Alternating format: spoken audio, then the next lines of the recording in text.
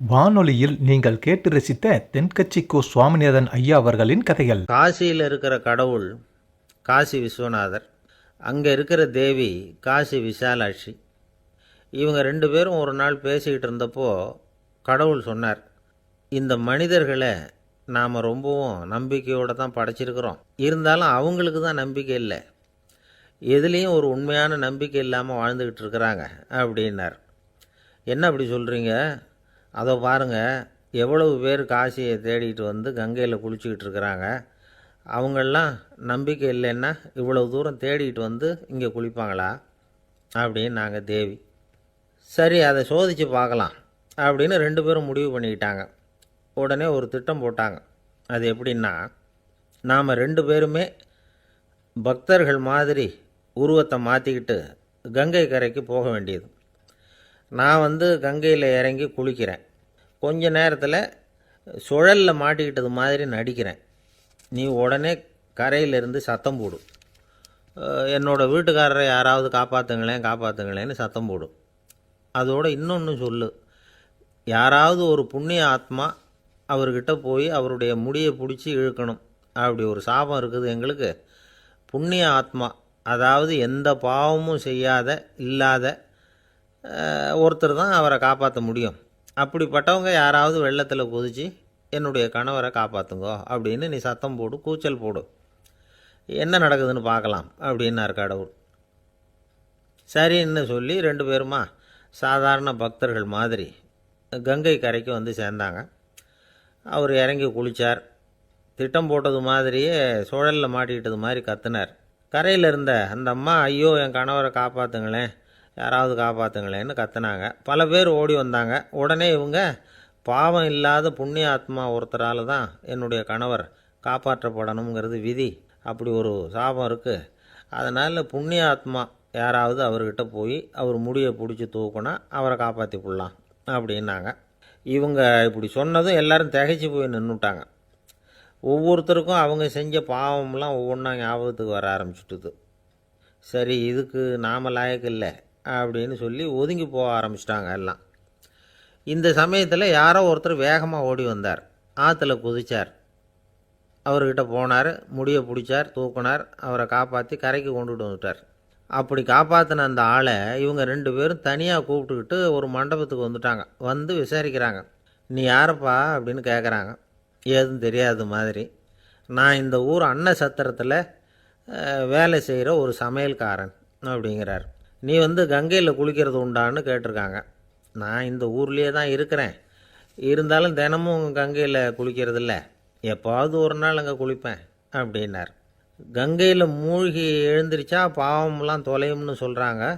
அப்படி இருக்கிறப்போ அங்கே இன்றைக்கி கங்கையில் குளிச்சுக்கிட்டு இருக்கிறவங்கெல்லாம் தங்களை வந்து புண்ணிய ஆத்மாவாக நினைக்கல. கங்கையில் குளிக்காத நீ உன்னை வந்து புண்ணிய ஆத்மாவாக நினச்சி என்னை காப்பாற்ற வந்திருக்கிற, அது எப்படி அப்படின்னு கேட்டார். அதுக்கு அந்த ஆள் சொல்கிறான், கங்கையில் குதித்ததுக்கு அப்புறம் தானே உங்களை காப்பாற்ற போகிறோம். அப்படி குதிக்கும் பொழுது என்னுடைய பாவம்லாம் போயிருக்கும்ல, நான் புண்ணிய ஆத்மாவாக ஆயிருப்பேனே, அதனால தான் துணிஞ்சு வந்து உங்களை காப்பாற்றினேன் அப்படின்னா.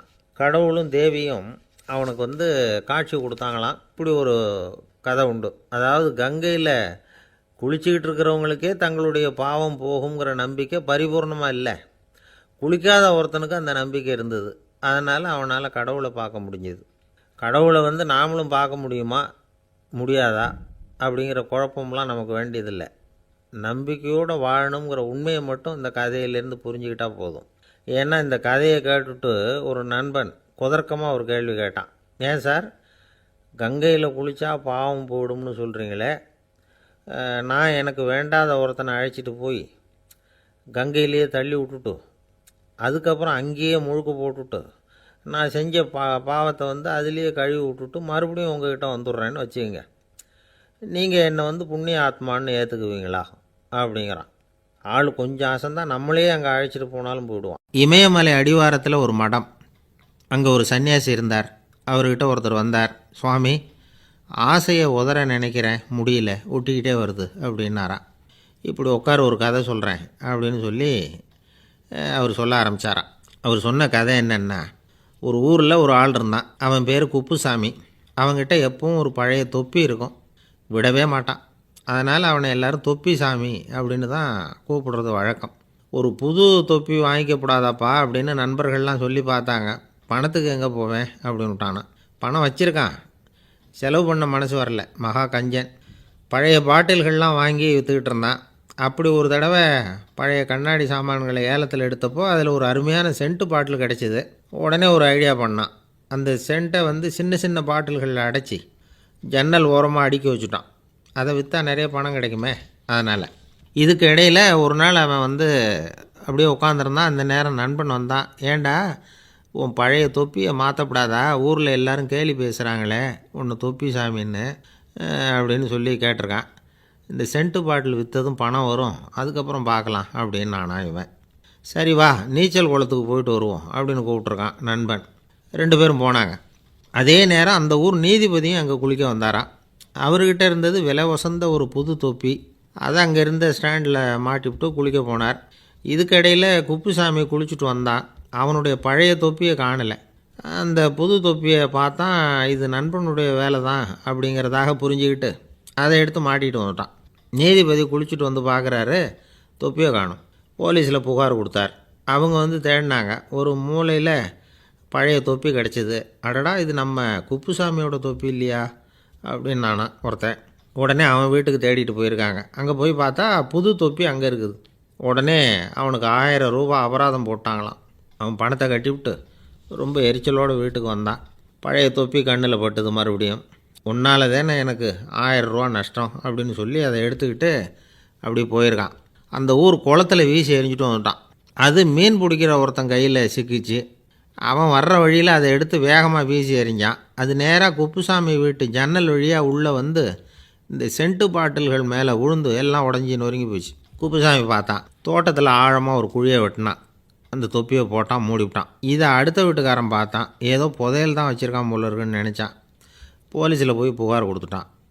மறுபடியும் போலீஸ் குழியை தோண்டினாங்க. பழைய தொப்பி மறுபடியும் வெளியில் வந்தது. எல்லோரும் சிரிக்கிறாங்க. அன்னைக்கு ராத்திரியே அந்த தொப்பியை எடுத்துக்கிட்டு நேராக புறப்பட்டான். ஒரு கல்லில் அதை சேர்த்து கட்டி குடிநீர் தொட்டி இருக்கும்ல அதில் போட்டுட்டு வந்துட்டான். இனிமேல் என்ன பண்ணும் பார்ப்போன்னு. ஒரு நாள் திடீர்னு குழாயெல்லாம் அடைப்பட்டு போச்சு. மாநகராட்சி அலுவலர்கள் என்னன்னு பார்த்தா அந்த பழைய தொப்பி குழாயை அடைச்சிக்கிட்டு இருக்குது. இது குப்புசாமியோட தொப்பிங்கிறது தான் எல்லாருக்கும் தெரியுமே. உடனே குடிநீரை பாழாக்கணத்துக்காக குப்புசாமிக்கு கோர்ட்டு 2500 ரூபா அபராதம் போட்டுவிட்டுது. அதையும் கட்டிவிட்டு வெளில வந்தான். கடைசியாக முடிவு பண்ணான். ஒரு நெருப்பு குச்சியை கிழிச்சான். தொப்பியை கொளுத்தினான். எரிஞ்சுது. எடுத்து வெளில எரிஞ்சான். கொஞ்ச நேரத்தில் தீ அணைப்பு படம் வந்துட்டுது. ஆமாம், இவன் எடுத்து எரிஞ்சது வெளியில் விழுந்து வீட்டு கூரையே பற்றிக்கிட்டு எரிய ஆரம்பிச்சுட்டுது. அவனோட பணத்தாசையும் அதோடு சேர்ந்து எரிஞ்சு போச்சான். இப்படி ஒரு கதை. இந்த கதையை சொல்லி முடித்தார் அந்த இமயமலை அடிவாரத்தில் இருந்த சன்னியாசி. இப்போ அந்த குப்புசாமி எங்கே இருக்கிறான்னு கேட்டார் எதிரில் இருந்தவர். இதோ உன் எதிரிலே இருக்கிறான், நான் தான் அந்த குப்புசாமி அப்படின்னாரான் அந்த சன்னியாசி. அந்த குப்புசாமிகிட்ட இருந்தது மாதிரி ஒரு பழைய தொப்பி நம்ம ஒவ்வொருத்தர்கிட்டையும் உண்டு. அதை எப்படி தொலைக்கிறதுன்னு தெரியாமல் தடுமாறிக்கிட்டு இருக்கிறோம். அது என்ன தொப்பிங்கிறீங்களா? அதுதான் நம்மை சூழ்ந்திருக்கிற மாயை அப்படிங்கிறார் சுவாமி சின்மயானந்தர். மெய்ஞானம் கிடைக்கிறப்போ மாயை எரிஞ்சு போகும் அப்படிங்கிறது அவருடைய கருத்து. நம்மால் ஒருத்தர் வேகமாக ஓடி வந்தார். காலில் மாட்டியிருந்த பழைய செருப்பு 2ஐயும் ஆவேசமாக தூக்கி ஒரு கிணத்துல போட்டுட்டு வெறுங்காலோடு நடந்து வந்துக்கிட்டு இருக்கிறார். ஏன் அப்படி பண்ணீங்க அப்படின்னு கேட்டோம். அந்த செருப்புக்கு சொந்தக்காரன் பின்னாடி வந்துக்கிட்டு இருக்கிறான், அதனால் அப்படி பண்ணேன் அப்படிங்கிறார் இவர். ஒரு ராஜா இருந்தார். நாடு பூராவும் நிறைய மரங்களை நட்டு வளர்க்கணுங்கிறது அவரோட ஆசை. தானே அதுக்கு முன்மாதிரியாக இருக்கணும்னு நினச்சார். அரண்மனையை சுற்றி மரங்களை நட்டு வளர்த்தார். இதை பார்த்துட்டு ஜனங்களும் அவங்கவுங்க வீட்டை சுற்றி மரக்கன்றுகளை நட்டு வளர்த்தாங்க. கொஞ்ச காலத்தில் ஊர் பூரா பசுமையாக மாறிச்சு. எல்லாருக்கும் சந்தோஷமாக இருந்தது. இது ஒரு பக்கம் இருக்கட்டும். இப்போ நான் சொல்ல போகிற கதை வேறு. அதாவது அந்த ராஜா ஒரு நாள் தன்னுடைய அரண்மனையை சுற்றி இருக்கிற விதவிதமான மரங்களை எல்லாம் போய் பார்த்தார். எப்படி இருக்கிறீங்க அப்படின்னு ஒவ்வொரு மரத்துக்கிட்டையும் விசாரித்தாராம். எந்த மரமும் சந்தோஷமாக இருக்கிறதா தெரியல. அதுக்கும் மனசில் ஒரு குறை. முதல்ல ஆலமரத்துக்கிட்ட போனார். அது சொல்லிச்சு, மண்ணா நான் நல்லா பெருசாக வளர்ந்துருக்கிறேன், அடர்த்தியாக இருக்கிறேன், கிளையெல்லாம் 4 பக்கமும் நல்லா படர்ந்து தான் இருக்குது, இருந்தாலும் எந்த பிரயோஜனமும் இருக்கிறதா தெரியல எனக்கு. என்னுடைய பழம்லாம் ரொம்ப சின்னதாக இருக்குது, என் கண்ணுக்கு சரியாக புலப்பட மாட்டேங்குது. நான் இருக்கிற சைஸுக்கு என்னுடைய கிளையில் இருக்கிற பழம்லாம் எவ்வளோ பெருசாக இருக்கணும். அது இத்தினூண்டு இருக்கிறது எனக்கு பெரிய அவமானமாக இருக்குது. இப்படி இங்கே நின்றுக்கிட்டு இருக்கிறதே ரொம்ப கூச்சமாக இருக்குது. ஒரு நல்ல புயல் வந்ததுன்னா பேசாமல் சாஞ்சு விடலாமான்னு பார்க்குறேன் அப்படின்னு புலம்புது ஆலமரம். சரி இருக்கட்டும்னு நினச்சிக்கிட்டு ராஜா அடுத்தபடியாக ஒரு அத்தி மரத்துக்கிட்ட போனார். அதுவும் புலம்ப ஆரம்பிச்சிட்டுது. நான் கூட பெரிய மரம்தான், இல்லை இலையெல்லாம் அழகாக தான் இருக்குது, பழம் அழகாக இருக்குது, இருந்தாலும் உள்ள விஷயம் இல்லையே, அத்தி பழத்தை புட்டு பார்த்தா அத்தனையும் சொத்தை அப்படின்னு பழமொழியே உண்டாயிட்டுதே. இப்படி ஒரு கெட்ட பேரோடு நான் இருக்கணுமா அப்படின்னு புலம்புது அது. சரி இது இருக்கட்டும் அப்படின்னு சொல்லி அடுத்தபடியாக வேப்ப மரத்துக்கிட்ட போனார். அது தன்னுடைய வேதனையை வெளியிட்டது. எனக்கு எவ்வளவோ மருத்துவ குணங்கள்லாம் இருக்கிறதா சொல்லிக்கிறாங்க, இருந்தாலும் என்ன பிரயோஜனம், என்னுடைய பழத்தை மனிதர்கள் யாரும் விரும்பி சாப்பிட்றது இல்லையே அப்படின்னுது.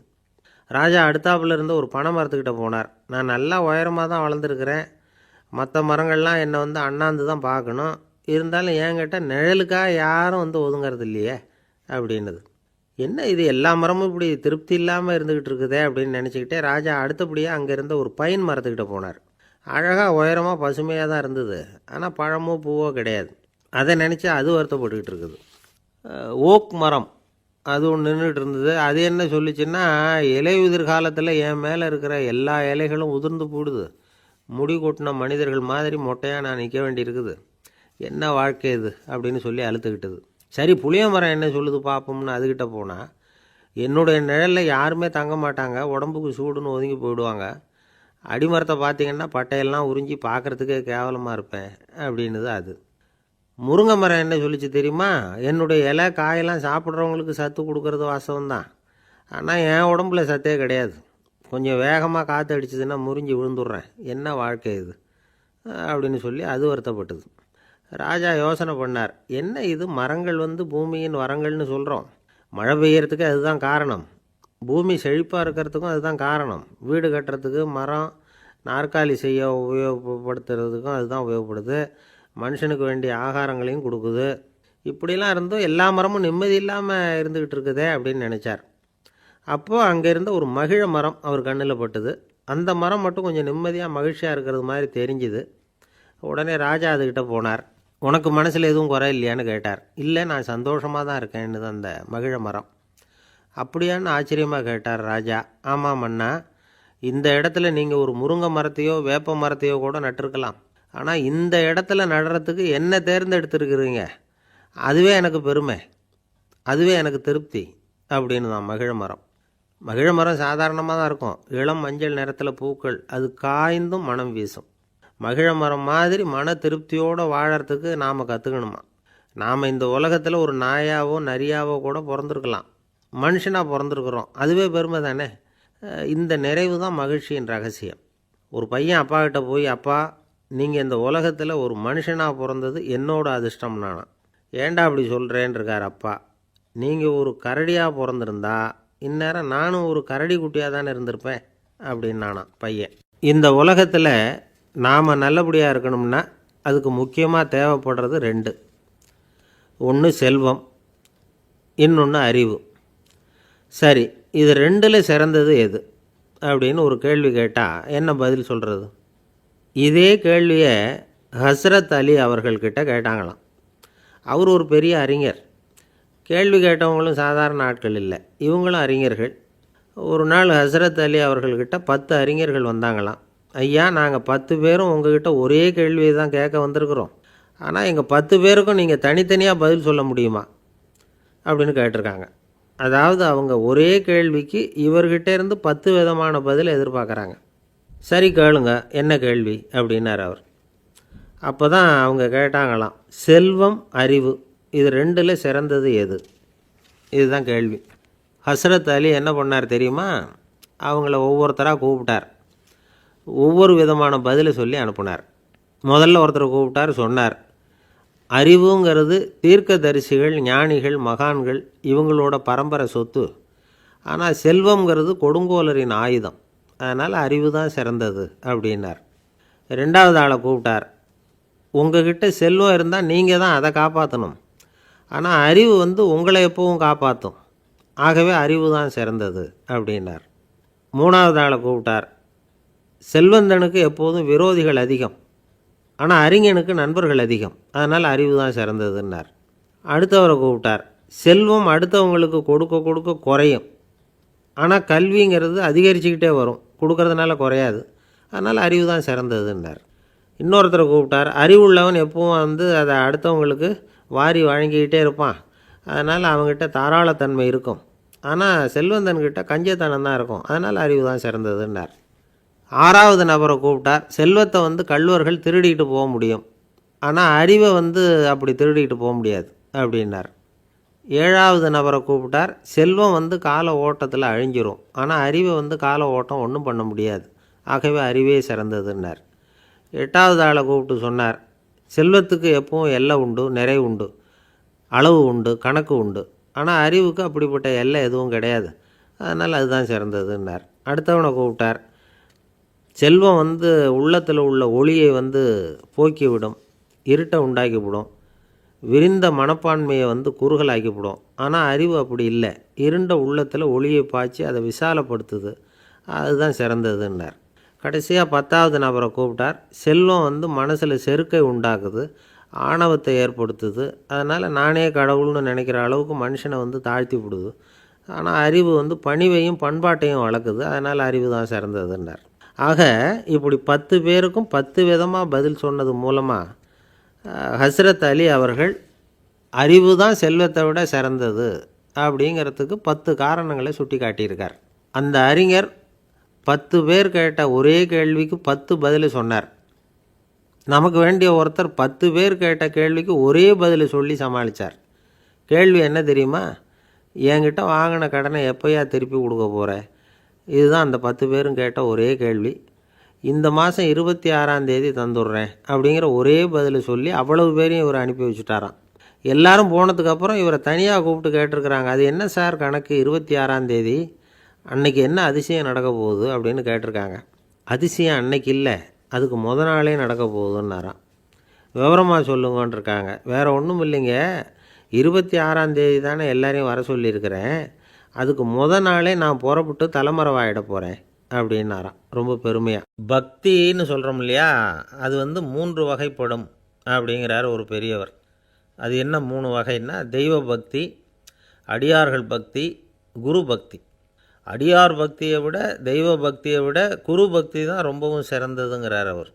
தெய்வத்துக்கிட்ட செஞ்ச பாவம் குருநாதர்கிட்ட தீர்ந்துருமா, குருநாதர்கிட்ட செஞ்ச பாவம் தெய்வத்துக்கிட்ட போனாலும் தீராதான். இப்படி பெரியவங்கள்லாம் சொல்லி வச்சுருக்கிறாங்க. ஒரு காடு, அங்கே அயோத தௌமியர் அப்படின்னு ஒரு தபோதனர், அவர் பல மாணவர்களை ஒன்றா சேர்த்து ஒரு குருகுலம் நடத்திக்கிட்டு இருக்கிறார். பல தரப்பட்டவங்க பல திறப்பட்டவங்க மாணவர்கள் அதில் சேர்ந்து படிச்சுக்கிட்டு இருக்கிறாங்க. பாஞ்சால ராஜகுமாரன் ஒருத்தனும் அந்த குருகுலத்தில் சேர்ந்து படிச்சுக்கிட்டு இருக்கிறான். அவன் பேர் ஆருணி. பெரிய இடத்து புள்ள, இருந்தாலும் படுப்பில் ரொம்ப கெட்டிக்காரனாக இருந்தான். அவன் தான் அங்கே முதல் மாணவன். ஒரு நாள் குருநாதர் அந்த அரசகுமாரனை கூப்பிட்டார். நம்ம குருகுலத்துக்கு சொந்தமான வயலில் தண்ணீர் பெருகி வெள்ளம் பயிரை அழிக்குதான், அதனால் நீ போய் மடையை அடைச்சிட்டு வந்துரு அப்படின்னார். அந்த அரசகுமாரன் உடனே புறப்பட்டான். குருநாதர் சொல்லிட்டார்ல, உடனே புறப்பட்டான். நான் பெரிய இடத்து பிள்ளையாச்சே, ராஜகுமாரனாச்சே, ரொம்ப செல்வாக்கூட வளர்ந்தவனாச்சே, நான் போய் வயலில் இறங்கி வேலை செய்கிறதா அப்படின்னுலாம் அவன் நினைக்கல. குருநாதர் கட்டளையை நிறைவேற்ற வேண்டியது நம்ம கடமை அப்படின்னு நினச்சான். உடனே ஒரு மண்வெட்டியை தூக்கி தோளில் வச்சுக்கிட்டு புறப்பட்டு போயிட்டான். வயலுக்கு போனான். பார்த்தான், தண்ணி கரையை உடச்சிக்கிட்டு வயலுக்குள்ளே ஏகமாக பாஞ்சிக்கிட்டு இருக்குது. இவன் மண்வெட்டியால் களிமண்ணை புல்லோடு சேர்த்து புல் பற்ற மாதிரி வெட்டி வெட்டி போட்டான். இருந்தாலும் மடையை அடைக்க முடியல. தண்ணி அதை மீறி வந்துக்கிட்டே இருக்குது. தண்ணி வேகமாக வயலுக்குள்ளே போய்கிட்டே இருக்குது. போடுற பத்தையெல்லாம் கரைஞ்சி கரைஞ்சி போயிட்டுருக்கு. இருந்தாலும் இவன் தன்னுடைய முயற்சியை கைவிடலை. வெட்டி வெட்டி போட்டுக்கிட்டே இருக்கிறான். காலையில் அங்கே போனவன் சாயந்தரம் வரைக்கும் இப்படி செஞ்சுக்கிட்டு இருக்கிறான். உடம்பும் மனசும் ரொம்பவும் சோர்ந்து போச்சு. இருந்தாலும் குருநாதர் இட்ட கட்டளையை நிறைவேற்றாமல் இருக்கிறோமேங்கிற ஒரு குறை அவனுக்கு இருக்குது. குரு கட்டளையை நிறைவேற்றாத நான் இன்னமும் இருக்கணுமா அப்படின்னு யோசனை பண்ண ஆரம்பிச்சிட்டான். என்ன செய்யலாம்னு பார்த்தான். நம்ம குருநாதர் இட்ட பணிக்காக இந்த உடம்பையே தியாகம் பண்ணலாம் அப்படின்னு முடிவு பண்ணான். தண்ணி பாயுதில் அதுக்கு குறுக்க விழுந்து அப்படியே மடையை அடைச்சிக்கிட்டு அப்படியே படுத்துட்டான். இது மற்றவங்களுக்கு தெரியாது. அன்னைக்கு ராத்திரி ஒரு விளக்கு முன்னாடி உட்காந்து குருநாதர் பிள்ளைங்களுக்கு பாடம் சொல்லி கொடுத்துக்கிட்டு இருக்கிறார். வரிசையில் இருக்கக்கூடிய ராஜகுமாரனை காணலை. நம்ம ஆருணி எங்கே போனா அப்படின்னு சொல்லி மற்ற மாணவர்களை விசாரித்தார். இப்போ அவங்க சொன்னாங்க, சுவாமி அவன் காலையில் வயலுக்கு வந்து மடையை அடைக்கிறதுக்காக போனான், நீங்கள் தான் போக சொன்னீங்க, இன்னும் திரும்பி வரல அப்படின்னு அவர் பையன். குருநாதர் உடனே ஒரு தீவெட்டி எடுத்துக்கிட்டு மாணவர்களை அழைச்சிக்கிட்டு வயலுக்கு போனார். அங்கே போய் பார்த்தா ஆளை காணும். ஆருணி ஆருணின்னு சொல்லி சத்தம் போட்டு கூப்பிட்டு பார்க்குறார்.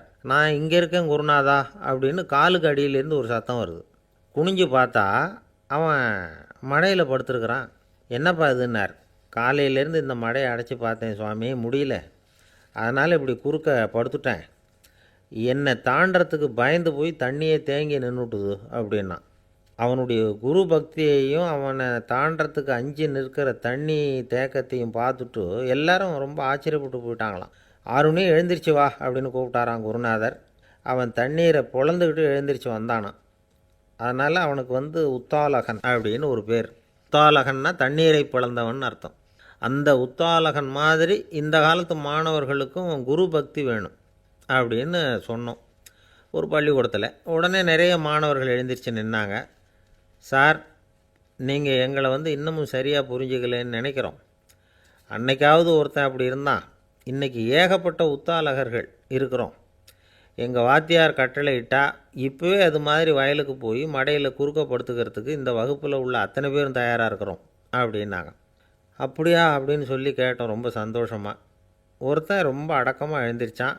அப்புறம் சொன்னான், ஆமாம் சார், வகுப்பில் வந்து இவர் நடத்துகிற பாடத்தை கேட்டுக்கிட்டு இருக்கிறத விட பேசாமல் போய் மடையில் படுத்து விட்றது ஒன்றும் கஷ்டமான காரியமாக இருக்காது, அதனால தான் எல்லோரும் அங்கே போகிறேன்னு சொல்கிறோம் அப்படிங்கிறான். நம்பிக்கை இல்லைன்னா இந்த உலகத்தில் நாம் வந்து நடமாடவே முடியாது. அவநம்பிக்கையோடு இருந்துக்கிட்டு இருந்தால் என்றைக்கும் அவஸ்தை தான். நாம் நம்புறது நடக்குதோ இல்லையோ அது வேறு விஷயம். ஆனால் எதையும் நம்பி தான் நாம் அடி வைக்க வேண்டியிருக்கு. வேறு ஒன்றும் வேணாம், ஒரு லாட்ரி சீட்டு வாங்குகிறோம், அது எங்கே நமக்கு விழப்போகுது அப்படிங்கிற அவநம்பிக்கையோடவா வாங்குகிறோம். பரிசு நமக்கு தான் அப்படிங்கிற நம்பிக்கை உள்ளூர இருக்கிறதுனால தான் அதை வாங்குகிறோம். இருந்தாலும் முடிவு வேறு மாதிரி ஆகிடுது. அதுக்காக மனசு சோர்ந்து போகிறதில்ல, அடுத்த மாதமும் சீட்டு வாங்குகிறோம். இந்த நம்பிக்கை தான் மனித வாழ்க்கைக்கு ஆதாரம். ஒரு கடையில் போய் டீ சாப்பிட்றீங்க, அந்த டீ நல்ல டீ தானா, அதில் விஷம் கலந்துருக்குமா அப்படிங்கிற சந்தேகம் வந்துட்டுதுன்னு வச்சுங்க. அதுக்கப்புறம் அதை எப்படி நீங்கள் சாப்பிட முடியும்? நம்பி தான் சாப்பிட்ணும். ரயில் ஒழுங்காக போய் சேருங்கிற நம்பிக்கை இருக்கிறதுனால தான் அதில் ஏறி உட்காடுறோம். லெட்டர் ஒழுங்காக போய் சேருங்கிற நம்பிக்கை இருக்கிறதுனால தான் பெட்டியில் போடுறோம். சரி, நம்ம கதையெல்லாம் நம்மளோட இருக்கட்டும். மனித நம்பிக்கை வந்து எந்த அளவுக்கு உறுதியாகவும் அறிவுபூர்வமாகவும் இருக்கணுங்கிறதுக்கு அலெக்சாண்டர் வாழ்க்கையில் நடந்த ஒரு சம்பவத்தை உதாரணமாக சொல்லலாம். இந்த உலகத்தையே ஜெயிக்கணும்னு புறப்பட்டார் அலெக்சாண்டர். ஒரு கட்டத்தில் அவர் சிட்னஸ் நதி கரைக்கு வந்து சேர்ந்தார். அந்த சமயத்தில் அவருக்கு கடுமையான நோய் வந்துட்டுது. அவர் கூடவே வந்திருந்த கிரேக்க வைத்தியர்கள் என்னென்னமோ முயற்சியெல்லாம் பண்ணி பார்த்தாங்க. இருந்தாலும் அலெக்சாண்டருக்கு வந்திருக்கிறது என்ன நோய்ங்கிறத அவங்களால கண்டுபிடிக்க முடியல. ஏன்னா அந்த பகுதியில் உள்ளவங்களுக்கு மட்டுமே அதிகமாக வரக்கூடிய ஒரு வினோதமான நோயாக இருந்தது அது. ஆனால் அவர் இருக்கிற இடம் எதிரியோட இடம், பாரசீக மன்னனோட ஆளுகைக்கு உட்பட்ட இடம். என்ன பண்ணுறது அப்படின்னு எல்லாரும் யோசனை பண்ணாங்க.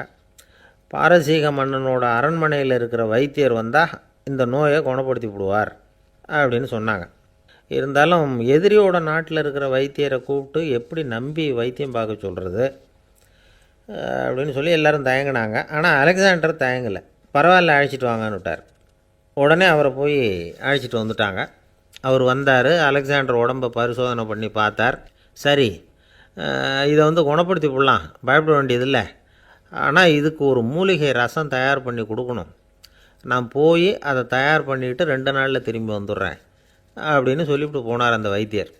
அதே மாதிரி 2 நாளில் திரும்பி வந்தார் மூலிகை ரசத்தோட.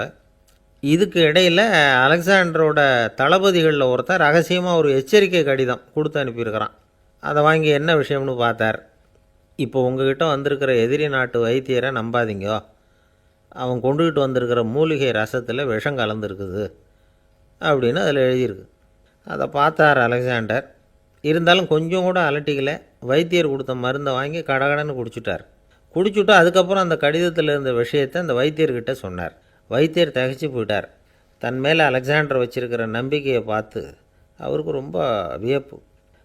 வைத்தியர் வந்து உண்மையிலேயே நல்ல மருந்து தான் கொண்டுட்டு வந்து கொடுத்துருக்கிறார், அதில் விஷம்லாம் எதுவும் கலக்கலை. அதுக்கப்புறம் அலெக்சாண்டர் அந்த வைத்தியரை பார்த்து சொன்னாராம், நம்பிக்கைங்கிற அச்சாணியை ஆதாரமாக வச்சுக்கிட்டு தான் இந்த உலகம் சுற்றிக்கிட்டு இருக்குது. எனக்கு எதிரியாக இருந்தாலும் பாரசீக மன்னர் வந்து ரொம்ப பெரியவர். அப்பேற்பட்ட மன்னருடைய அரண்மனை வைத்தியர் தொழில் நேர்மை இல்லாதவராக இருக்க மாட்டார். அப்படி இருந்தால் அவரை வந்து அரண்மனை வைத்தியராக வச்சிருக்கவே மாட்டாங்க அப்படின்னு நம்பினேன். என்னுடைய நம்பிக்கை வீண் போகலை அப்படின்னாராம். இதுதான் மானுட நம்பிக்கைங்கிறது. இந்த காலத்துலேயும் இது மாதிரி இந்த மானுட நம்பிக்கையை ரொம்பவும் சாமர்த்தியமாக கையாளுகிற கெட்டிக்காரங்க சில பேர் இருக்கிறாங்க. இந்த காலத்து குரு, அவருக்கு ஒரு சிஷ்யன். குரு முன்னாடி அந்த சிஷ்யன் ரொம்ப பணிவாக நின்று, குருவே, உங்கள் கையால் விஷத்தை கொடுத்தாலும் அதை வாங்கி மடமடன்னு குடிச்சிருவேன் அப்படின்னா. உன்னுடைய குரு பக்தியை மெச்சினேன் அப்படின்னார் குரு. அதுக்கு அந்த சிஷ்யன், அப்படி இல்லை குருவே, உங்ககிட்ட சிஷ்யனாக இருக்கிறத விட உங்கள் கையால் விஷத்தை வாங்கி குடிச்சு விட்றது ரொம்ப நல்லது, அதனால தான் அப்படி சொன்னேன் அப்படின்னா. ஒரு ஊரில் ஒரு ஆள் இருந்தான். அவனுக்கு ஒரே ஒரு மகள். அவளை நல்ல இடத்துல கட்டி கொடுக்கணும்னு ஆசைப்பட்டான். அதுக்காக மாப்பிள்ளை தேடிகிட்டு இருந்தான். அவன் கொஞ்சம் வசதியான ஆள், அதனால் நிறைய பேர் வந்தாங்க. இருந்தாலும் ஒரு நல்ல குணமுள்ள மாப்பிள்ளையாக இருக்கணும் அவன் எதிர்பார்த்தான். அப்படி இருக்கணும்னு தொடர்ந்து முயற்சி பண்ணான். கடைசியாக ஒரு 3 பேர் கிடைச்சாங்க. அந்த 3 பேரில் யாரை தேர்ந்தெடுக்கிறது, இதுதான் அவனுக்கு வந்த குழப்பம். இந்த நிலைமையில் ஒரு பெரியவரை தேடி போனான். அவர்கிட்ட தன்னுடைய பிரச்சனையை சொன்னான். அவர் கொஞ்சம் யோசனை பண்ணார். அதுக்கப்புறம் 3 பேரையும் கூப்பிட்டார். இதை பாருங்கப்பா, உங்கள் 3 பேருக்கும் 3 மாத கால அவகாசம் தர்றேன். நீங்கள் இப்போ போகலாம். 3 மாதம் கழித்து திரும்பி வரலாம். அப்படி வரும்பொழுது இந்த 3 மாத காலத்தில் நீங்கள் செஞ்ச நல்ல காரியம் ஏதாவது ஒன்று சொல்லணும். அதை வச்சு உங்களில் ஒருத்தரை நாங்கள் வந்து தேர்ந்தெடுத்துக்கிறோம் அப்படின்னு சொன்னாராம். 3 பேரும் சரின்னு சொல்லிவிட்டு திரும்பி போயிட்டாங்க. 3 மாதம் ஆச்சு. அதுக்கப்புறம் ஒரு நாள் திரும்பி வந்தாங்க. அவர் அவங்கள கூப்பிட்டு உட்கார வச்சார். அப்புறம் கேட்டார், இப்போ சொல்லுங்கள், இந்த 3 மாத காலத்தில் நீங்கள் செஞ்சுருக்கிற ஏதாவது ஒரு நல்ல காரியத்தை சொல்லுங்க அப்படின்னார். முதல்ல ஒருத்தன் எழுந்திரிச்சு நின்னான். ஐயா, எங்கள் அப்பா இறந்த பிறகு அவரோட கணக்கு வழக்குகளை எடுத்து பார்த்துக்கிட்டு இருந்தேன். அவர் ஒரு வியாபாரிகிட்ட 10,000 ரூபா கடன் வாங்கியிருக்கிறதாக எழுதியிருந்தார். அந்த வியாபாரியும் இப்போ உயிரோடு இல்லை. இருந்தாலும் அந்த வியாபாரியோட மகனை தேடி கண்டுபிடிச்சேன். கணக்கு புத்தகத்தை காட்டினேன். உங்கள் அப்பா கிட்ட 10,000 ரூபா கடன் வாங்கியிருக்கிறதாக இதை எழுதியிருக்கிறார். அதனால் அதை திருப்பி கொடுக்கறதுக்காக வந்திருக்கிறேன். இந்தாங்க அந்த பணம் அப்படின்னு சொல்லி கொடுத்துட்டு வந்துட்டேன் அப்படின்னு நானும். இதை பெரியவர் கவனமாக கேட்டுக்கிட்டார்.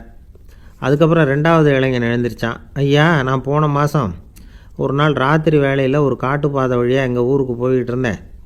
அந்த சமயத்தில் அந்த வழியாக வந்துக்கிட்டு இருந்த ஒரு வழிப்போக்கர்கிட்ட 4-5 திருடர்கள் வம்பு வளர்த்து அவர்கிட்ட இருந்த பொருளை எல்லாம் கொள்ளையடிச்சிக்கிட்டு இருந்தாங்க.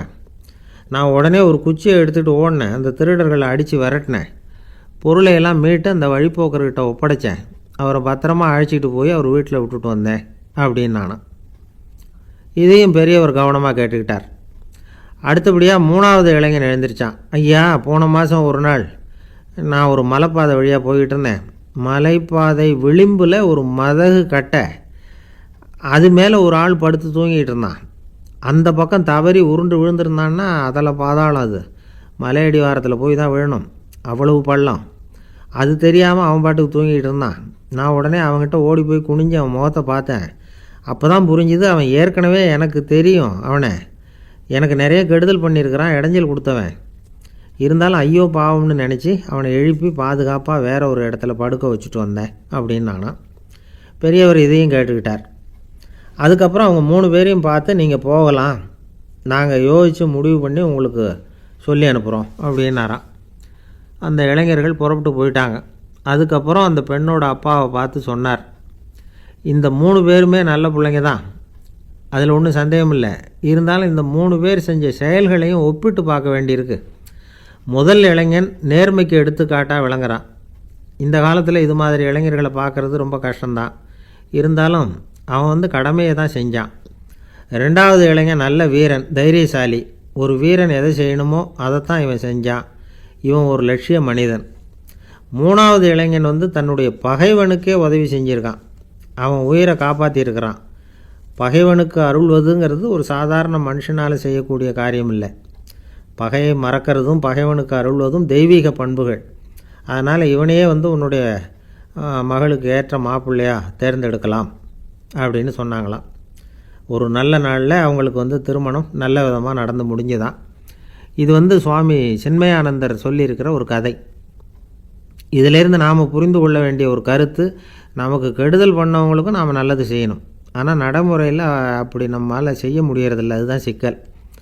நம்மால் ஒருத்தங்கிட்ட கேட்டேன், ஏண்டா உன்னுடைய பகைவன் ஒருத்தன் அது மாதிரி ஒரு மலைப்பாத மதகு கட்டையில் படுத்திருந்தா உடனே நீ என்ன நினைப்ப அப்படின்னு கேட்டோம். இது ஒரு அருமையான சந்தர்ப்பம்னு நினைப்பேன் அப்படின்னா. எதுக்குன்னு கேட்டோம். அவனை அந்த பக்கமாக உருட்டி கீழே தள்ளுறதுக்கு அப்படின்னா. ஒரு அம்மா, அவங்களுக்கு 35 வயசு இருக்கும். குடும்பத்தில் எந்த கஷ்டமும் இல்லை. இருந்தாலும் காரணம் இல்லாமல் பிள்ளைங்க பேரில் கோவப்படுறது, எரிஞ்சு விழுறது அவங்க வழக்கம். பிள்ளைங்க அழும். உடனே அவங்க மனசும் சங்கடப்படும். இன்னொரு அம்மா, நல்ல வேலையில் இருக்கிறவங்க, வாரத்துக்கு ஒரு தடவையாவது தலைவலி வந்துடும். இவங்களுக்கெல்லாம் உடம்புல எந்த கோளாறும் இல்லை, மனசு மட்டும் சரியாக இருக்காது. தூக்க மாத்திரை கையில் வச்சுருப்பாங்க. 30-35 வயசுடைய பெண்களுக்கு சர்வசாதாரணமாக காணப்படுகிற மனக்கோளாறு இது. இதுக்கு பேர் மனவாட்டம், டிப்ரெஷன், மனமடிவு அப்படின்னு சொல்லலாம். இந்த நோய்க்கு அறிகுறி என்ன தெரியுமா? மனசில் வருத்தமான உணர்வு இருக்கும். அடிக்கடி அழலாம் போல தோணும். முன்னால் எல்லாம் எந்தெந்த செயலில் ஆர்வம் இருந்ததோ அதெல்லாம் குறைஞ்சிரும், அல்லது சுத்தமாகவே ஆர்வம் இல்லாமல் போயிடும். சில பெண்கள் இளம் வயசில் பக்கத்தில் இருக்கிறவங்க கிட்ட கலகலப்பாக பேசுவாங்க, வீட்டை அலங்கரிக்கிறதுல ஆர்வம் இருக்கும். இப்போ அதிலெல்லாம் ஆர்வம் இல்லாமல் போயிடும். எந்த வேலை செஞ்சாலும் சீக்கிரம் களைப்பு அடைஞ்சுடுறது மாதிரி ஆகிடும். நமக்கு யாருமே உதவியாக இல்லை, நம்ம எல்லாரும் கை விட்டுட்டாங்க போல் இருக்குதே அப்படிங்கிற உணர்வுலாம் உண்டாகும். தன்னைத்தானே குறை சொல்லிக்குவாங்க. நாம் தப்பு பண்ணிவிட்டோம் போல் இருக்குதே அப்படின்னு தோணும். குற்றம் பண்ணிட்டதா நினச்சி கஷ்டப்படுவாங்க. பசி இருக்காது, தூக்கத்தில் தொந்தரவு இருக்கும். அடிக்கடி செத்து போடலாங்கிற உணர்வு வரும். தற்கொலை பண்ணிக்கலாங்கிற எண்ணம் உண்டாகும். சில பேர் தற்கொலை முயற்சியில் கூட ஈடுபடுவாங்க. சில பேருக்கு பலவிதமான உடல் வலிகள் இருக்கும், பலவீனம் இருக்கும், சீக்கிரமாக களைப்படைஞ்சு போடுவாங்க. இதெல்லாம் மனவாட்ட நோய்க்கான தன்மைகள். இந்த மனவாட்டம், அதாவது டிப்ரெஷனை 2 வகையாக பிரிக்கலாமா. ஒன்று தானாக உண்டாக்கிக்கிறது, இன்னொன்று எதிர் விளைவை உண்டு பண்ணுகிற அல்லது நரம்பு சம்பந்தப்பட்ட டிப்ரெஷன். தானாக உண்டாக்கிக்கிற மனவாட்ட நோய் இருக்குது பாருங்கள், அதுக்கு ஏதாவது சூழ்நிலை காரணமாக இருக்கலாம், அல்லது இல்லாமலும் போகலாம். மூளையில் டொப்பாமைன் அல்லது செரட்டோனின் இதோட அளவு குறையும் பொழுது இந்த டிப்ரெஷன் உண்டாகுது. இதுக்கு ஓரளவு பிறவி காரணங்கள் கூட இருக்கலாம். குடும்பத்தில் வேறு சிலருக்கும் வரலாம். பாதிக்கப்பட்ட பெண்ணை பார்க்குறதுக்கு பலவீனமாக தெரியும், கடுமையான குற்ற உணர்வு இருக்கும், தனியாக இருக்கிறதுக்கு ஆசைப்படுவாங்க, நடு ராத்திரியில் எழுந்திரிச்சு உட்காந்து கஷ்டப்பட்டுக்கிட்டு இருப்பாங்க, கொடூரமான முறையில் தற்கொலை பண்ணிக்க முயற்சி பண்ணுவாங்க, தீ வச்சுக்கிறது, அமிலத்தை குடிக்கிறது, தூக்கில் தொங்குறது. இப்படி தானாக வரவழைச்சிக்கிற மனவாட்ட நோய் மறையக்கூடிய நோய். ஒரு தடவை வந்தால் 3லேருந்து 6 மாதம் வரைக்கும் நீடிக்கும். இடைப்பட்ட காலங்களில் நோயாளி இயல்பாக இருப்பார். எதிர் விளைவை உண்டு பண்ணுகிற அல்லது நரம்பு சம்பந்தப்பட்ட மனவாட்ட நோய் எப்படின்னா, கணவன் மனைவி, மாமியார் மருமகள், இப்படிப்பட்ட உறவு முறை பிரச்சனைகள், தோல்விகள், எரிச்சல்கள், ஆஃபீஸு பிரச்சனை, இப்படிப்பட்ட சூழ்நிலையால் உண்டாகிறது. எல்லாத்துக்கும் மருந்து இருக்குது, மார்க்கம் இருக்குது, கவலைப்பட வேண்டியதில்லை, தைரியமாக இருக்கணும்.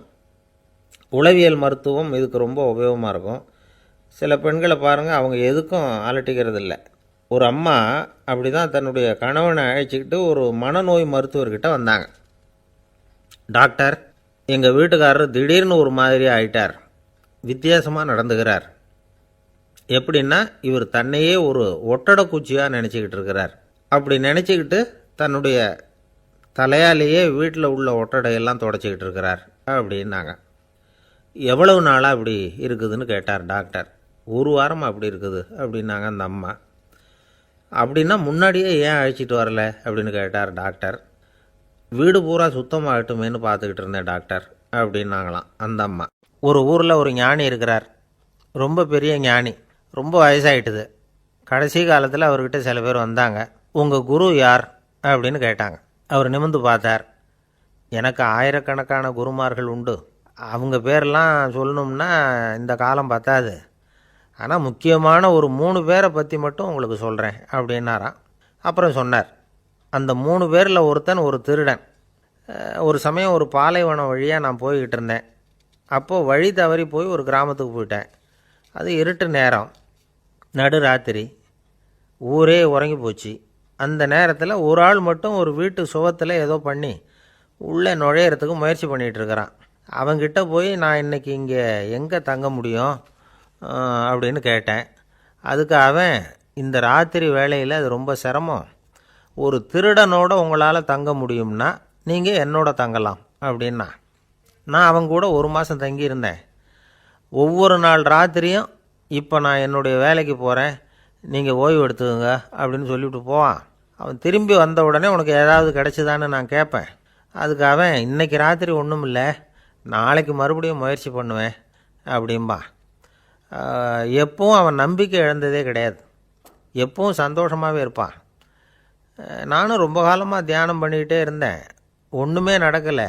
ஆனால் நான் என்ன பண்ணேன் தெரியுமா, மனசு வருத்தப்படும், நம்பிக்கை இழந்துருவேன். அப்போல்லாம் அந்த திருடனுடைய விடாமுயற்சி தான் ஞாபகத்துக்கு வரும். அதனால் அந்த திருடன் எனக்கு ஒரு குரு. என்னுடைய 2வது குரு யாருன்னா அது ஒரு நாய். இது எப்படின்னா, ஒரு சமயம் எனக்கு ரொம்ப தாகமாக இருந்தது. ஒரு நதியை நோக்கி போய்கிட்டு இருந்தேன். அப்போது ஒரு நாயும் வந்தது. அதுக்கும் தாகம். ஓடி வந்து ஆற்றை பார்த்தது. அதோட நிழல் வந்து ஆற்றுல தெரிஞ்சுது. அதை பார்த்ததும் பயந்துட்டுது. அது அதாவது அது தன்னுடைய சொந்த உருவத்தையே கண்டு பயந்தது. அதை பார்த்து குறைக்குது, திரும்பி ஓடிச்சு. ஆனால் அதுக்கு தாகம் அதிகமாக இருந்ததுனால அது மறுபடியும் திரும்பி வந்தது. பார்த்தா மறுபடியும் தண்ணியில் நாயோட உருவம் தெரியுது. இப்படி சில தடவை பண்ணிச்சு. இருந்தாலும் கடைசியில் தண்ணியில் குதிச்சுட்டுது துணிஞ்சி. இப்படி குதித்த உடனே அதோட உருவமும் மறைஞ்சுட்டுது. இதை பார்த்தேன். நான் என்ன புரிஞ்சுக்கிட்டேன்னா, எவ்வளவு தான் பயம் இருந்தால் கூட ஒருத்தன் தைரியமாக காரியத்தில் இறங்கணும் அப்படிங்கிறத புரிஞ்சுக்கிட்டேன். இந்த போதனை அந்த நாய்கிட்ட இருந்து எனக்கு கிடைச்சிது. இது ஒன்று. அடுத்தது என்னுடைய 3வது குரு யாருன்னா அது ஒரு சின்ன குழந்தை. நான் ஒரு சமயம் ஒரு நகரத்துக்கு போனேன். அங்கே ஒரு குழந்தை எரிகிற மெழுகுவத்தி ஒன்று எடுத்துக்கிட்டு வந்தது. நான் அந்த குழந்தைய பார்த்து வேடிக்கையாக கேட்டேன், ஏன் பாப்பா, இந்த மெழுகுவத்தியை நீயாவே கொளுத்துனியா அப்படின்னு கேட்டேன். ஆமான்னுது அந்த குழந்தை. சரி, இந்த மெழுகுவத்தி முன்னாடி எரியாமல் இருந்தது, இப்போ எரியுது. இந்த மெழுகுவத்திக்கு வெளிச்சம் எங்கேருந்து வந்தது, அதை எனக்கு காட்ட முடியுமா அப்படின்னு கேட்டேன் அந்த குழந்தைகிட்ட. இதுக்கு அந்த குழந்தை சிரிச்சுக்கிட்டு அந்த மெழுகுவத்தியை ஊதி அணைச்சுட்டுது. அதுக்கப்புறம் என்னை பார்த்து கேட்டுது, இப்போ இந்த மெழுகுவத்தியின் வெளிச்சம் போனதை பார்த்தீங்க இல்லையா, அது எங்கே போச்சுன்னு எனக்கு சொல்லுங்க அப்படின்னுது. அந்த குழந்தை இப்படி கேட்டதும் என்கிட்ட இருந்த ஆணவம் அழிஞ்சுட்டுது. நான் படித்ததெல்லாம் அந்த வினாடியில் சுக்கு நூறாக போயிட்டுது. என்னுடைய முட்டாள்தனத்தை நான் உணர்ந்தேன் அப்படின்னு இவ்வளவும் அந்த ஞானி விவரமாக சொன்னாராம். அதனால் நாம் இன்னார்கிட்டே இருந்து தான் இதை கற்றுக்கணுங்கிறது இல்லை, யாருக்கிட்டே இருந்தும் எதையும் கற்றுக்கலாம். நம்மால் ஒருத்தன் ஒரு நாய் வளர்த்துக்கிட்டு இருந்தான். அந்த நாய்க்கு வால் கிடையாது. யாரோ ஏற்கனவே வெட்டி எடுத்துட்டாங்க. இந்த நாய் தான் சார் எனக்கு குரு, அதுக்கிட்டே இருந்து கூட நான் பாடம் கற்றுக்கிட்டு இருக்கிறேன் அப்படின்னா. அப்படி என்ன கற்றுக்கிட்டேன் இந்த வால் இல்லாத நாய்கிட்டே இருந்து அப்படின்னு கேட்டோம். நாம் யாருக்கிட்டேயும் வாலாட்டக்கூடாது அப்படிங்கிற பாடத்தை அதுக்கிட்டே இருந்து தான் நான் கற்றுக்கிட்டேன் அப்படின்னா. இந்த உலகத்தில் எவ்வளவோ உயிரினங்கள் இருக்குது, ஒவ்வொன்றும் ஒவ்வொரு விதமாக சண்டை போடுது. இப்போ 2 மாடு சண்டை போட்டுக்குதுன்னு வச்சுக்கோங்க, என்ன பண்ணும், 2 முட்டிக்கும். அதுக்கு சண்டை போடுறதுக்கு ஆயுதமாக உபயோகப்படுறது அதோட கொம்பு. 2 சேவல் சண்டை போட்டுக்குதுன்னு வச்சுக்கோங்க, அதுக்கு ஆயுதமாக உபயோகப்படுறது அதோட கால் நகம். காலால் தான் அது ஒன்றோட ஒன்று சண்டை போட்டுக்கும். ஆனால் 2 மனுஷன் சண்டை போட்டுக்கிறான்னு வச்சுக்கோங்க, இவன் இன்னதை தான் ஆயுதமாக உபயோகப்படுத்துவான்னு குறிப்பிட்டு சொல்ல முடியாது. கல்லை எடுப்பான், கத்தி எடுப்பான், துப்பாக்கி எடுப்பான், என்ன வேணாலும் பண்ணுவான். வாயால் திட்டுவான், கையால் அடிப்பான், காலால் உதைப்பான், சகலகலா வல்லவன். விலங்குகள்லாம் பொதுவாக வாயை சாப்பிட்றதுக்கு மட்டும்தான் உபயோகப்படுத்துது. ஆனால் இவனுக்கு சாப்பிட்றதுக்கும் அதுதான், சாப்பிட்டு விட்டு திட்டுறதுக்கும் அதுதான். ஆனால் ஒரு விஷயத்தில் மட்டும் கெட்டிக்கிறேன். அதாவது நாம் சண்டை போட்டுக்கிட்டாலும் பரவாயில்லை, கோழிகள் சண்டை போடாமல் இருக்கணும் அப்படின்னு ஆசைப்படுறான். எதுக்காக?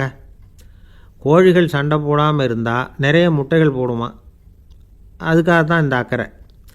கோழி பண்ணை வச்சுருக்கிறவங்களுக்கு இது ஒரு பெரிய பிரச்சனை. அதாவது பண்ணையில் இருக்கிற கோழிகளுக்குள்ளே அடிக்கடி சண்டை வந்துடும். அதனால் முட்டை உற்பத்தி குறைஞ்சிரும். சரி, இதுக்கு என்ன பண்ணுறது? பண்ணையில் போய் உட்காந்துக்கிட்டு தினமும் பஞ்சாயத்து பேசிகிட்டு இருக்க முடியுமா? அமெரிக்காவில் கோழி பண்ணை வச்சுருக்கிற ஒருத்தர் இதை பற்றி யோசனை பண்ணி பார்த்தாராம். ஒரு வழியையும் கண்டுபிடிச்சிருக்கார். கோழிக்கெல்லாம் மூக்கு கண்ணாடி மாட்டி விட்டுட்டோம்னா அது சண்டை போடுற குணம் குறைஞ்சிரும், முட்டை அதிகமாகிடும்.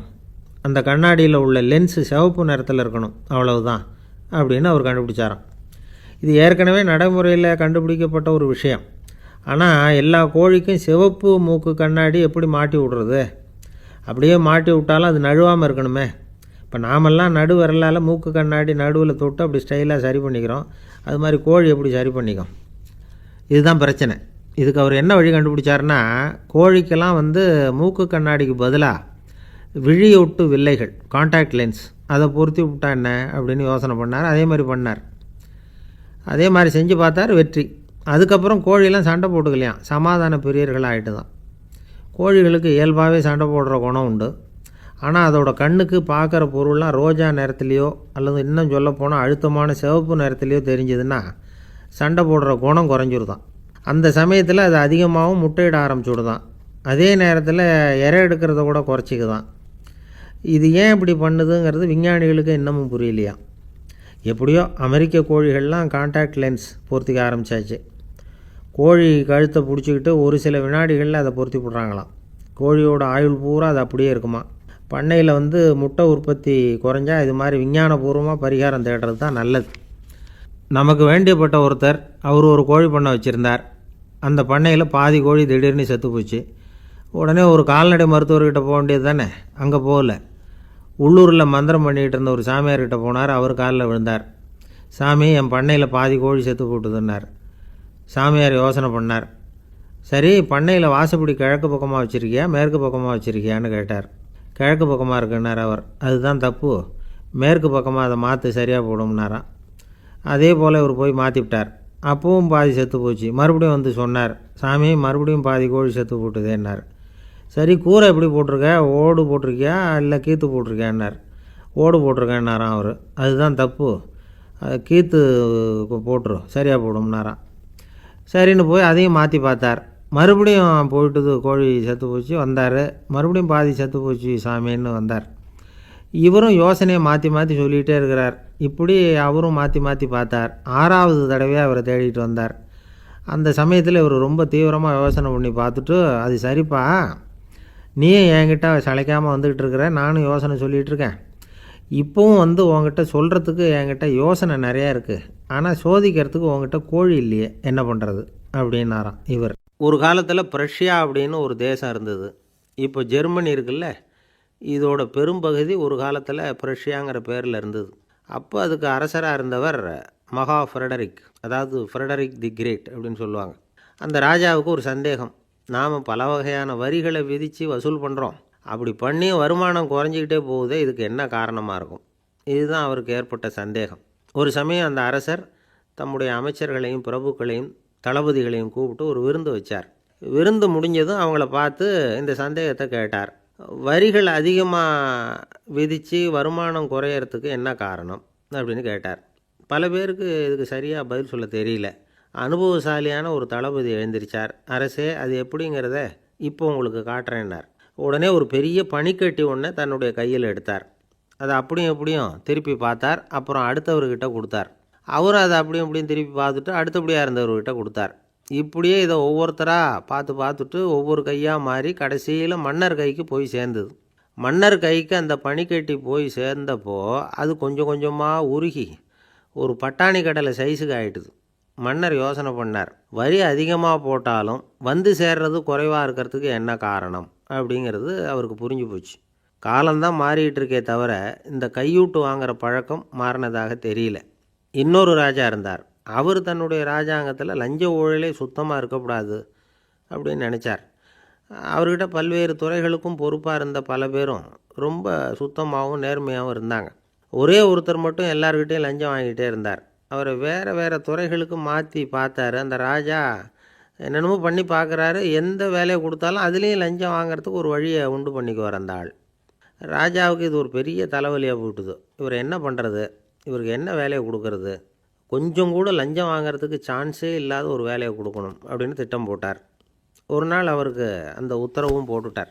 அதாவது அவருக்கு என்ன வேலைன்னா, கடற்கரையில் தான் அவருக்கு ஆஃபீஸ். அங்கேயே இருந்துக்க வேண்டியது. தினமும் எத்தனை கடல் அலை கரையில் வந்து மோதுது அப்படிங்கிறத கணக்கெடுத்து ராஜாவுக்கு தெரிவிக்க வேண்டியது. இதுதான் அவருக்கு வேலை. பேசாமல் அலையை எண்ணிட்டு உட்காந்துருக்கட்டும், அப்போவாவது அவர் லஞ்சம் வாங்குகிற சந்தர்ப்பம் இல்லாமல் போயிடும் அவருக்கு அப்படின்னு நினச்சார் ராஜா. இந்த ஆள் கடற்கரைக்கு போய் டியூட்டியில் ஜாயின் பண்ணிக்கிட்டார். ஒரே மாதத்தில் அங்கே சொந்தமாக ஒரு பிரம்மாண்டமான மாளிகை கட்டிவிட்டார். ராஜாவுக்கு இது பெரிய ஆச்சரியமாக போச்சு. அலையை என்ற வேலையில் அந்த ஆள் எப்படி பணம் சம்பாதிச்சார் அப்படின்னு விசாரித்து பார்த்தார் அக்கம் பக்கத்தில். அந்த ஆள் என்ன பண்ணியிருக்கிறாருன்னா, கடற்கரையில் போய் பொறுப்பை ஏற்றுக்கிட்ட உடனே அங்கே இருந்த மீனவர்கள்கிட்ட எல்லாம் இந்த கரையில் வந்து ஒரு நாளில் வந்து மோதுகிற அலைகள் எத்தனை அப்படின்னு கேட்டிருக்காரு. அது எப்படிங்க தெரியும்னு இருக்காங்க அவங்க. தினமும் அந்த எண்ணிக்கை தெரியணும். நம்ம ராஜாவுக்கு தினமும் அறிக்கை அனுப்பணும், டெய்லி ரிப்போர்ட்டு. தவறுனா நீங்கள் இந்த கடலில் போய் மீன் பிடிக்கிறதுக்கு ராஜாவோட அனுமதி கிடைக்காது அப்படின்ட்டுருக்காரு. உடனே மீனவர்கள்லாம் பயந்து போட்டாங்க. கடலுக்கு போகிறதுக்கு அனுமதி இல்லைன்னா பட்டினி கிடக்கிறது மாதிரி ஆகிடுமே.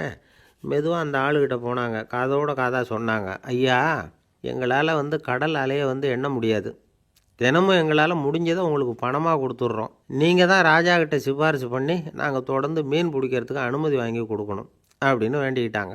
பணம் தினமும் வந்து சேர ஆரம்பிச்சுட்டுது. பதவியில் மற்ற பதவியோட இந்த பதவி எவ்வளவோ மேல் அப்படின்னு நினச்சிட்டான் அந்த ஆள்.